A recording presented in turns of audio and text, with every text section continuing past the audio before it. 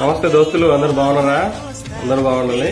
ఈరోజు సొరకాయ చట్నీ వేసే విధానం చూద్దాం. ఇంత ముక్క తీసుకొని ప్యాన్లో ఆయిల్ వేసి ఆయిల్ వేడెక్కేంత వరకు ఉంచి తర్వాత సొరకాయ ముక్కల్ని ఆ విధంగా వీడియోలో చూస్తున్న విధంగా కట్ చేసుకోవాలి.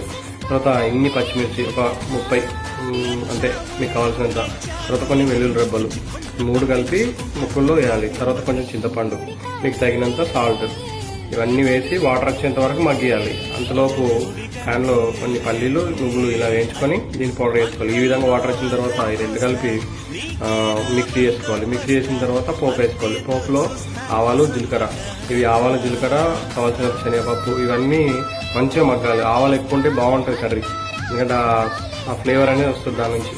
తర్వాత ఈ విధంగా అయిన తర్వాత పేస్ట్ ఏదైతే ఉంటుందో ఆ పేస్ట్ని తీసుకొచ్చి ఇందులో వేయాలి.